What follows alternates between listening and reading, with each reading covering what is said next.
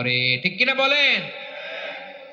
দিও তৃষ্ণা পেলে ঠান্ডা পানি, ক্ষুধা পেলে লবণ ভাত, আল্লাহ এই গরিবের শোনো শোনো মোনাজাত, আল্লাহ এই গরিবের শোনো শোনো মোনাজাত, আল্লাহ এই গরিবের। দিও তৃষ্ণা পেলে ঠান্ডা পানি, ক্ষুধা পেলে লবণ ভাত, আল্লাহ এই গরিবের। পড়ে না আমিন? আমরা যখন বিপদে পড়ি নিরাপত্তা দেয় কে? সাগরের তুফানের ভেতরে পড়ে যখন আল্লাহর কাছে ফরিয়াদ করি আমাদেরকে বাঁচায় কে? বিমানের ভেতরে যখন বিপদে পড়ি, যখন আল্লাহর কাছে সাহায্য চাই, বাঁচায় কে?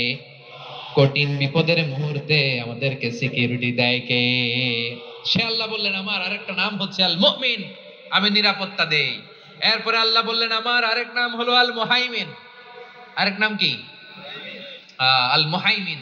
আল মুহাইমিন মানে হচ্ছে দ্য ওভারসিয়ার, দ্য অবজারভার, পর্যবেক্ষক, যিনি মনিটরিং করেন আমাদের সব অ্যাক্টিভিটি, তিনি মনিটরিং করেন। কোনোভাবে তার চোখকে ফাঁকি দেয়া যায় না। আল্লাহর চোখ ফাঁকি দেয়া যায়? আচ্ছা আওয়াজ করে বলেন তো, পুলিশ ভাইদের চোখ, পুলিশের চোখ মাঝে মাঝে ফাঁকি দেয়া যায় কি যায় না? সেনাবাহিনীর চোখ, র্যাবের চোখ, ইনকাম ট্যাক্স অফিসারের চোখ, দুর্নীতি দমন কমিশনারের চোখ, কিন্তু আল্লাহর চোখ, আল্লাহর চোখকে কশ্চিন কালেও কখনো ফাঁকি দেয়া যাবে? যেখানেই যান, ঘরের ভেতরে ঢুকে জানলা লাগিয়ে দরজাটা লক করে যদি অন্যায় করেন, পাপ করেন, দুনিয়ার কোন চোখ দেখে নাই, দেখেছে কে?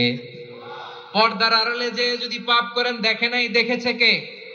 গহীন সাগর তলে ঢুকেও যদি অন্যায় করেন, কেউ দেখে না, সেটা দেখেন কে? আপনি কি ভাবছেন আটলান্টিক মহাসাগরের ভিতরে চলে গেলে তার আল্লাহ দেখবে না?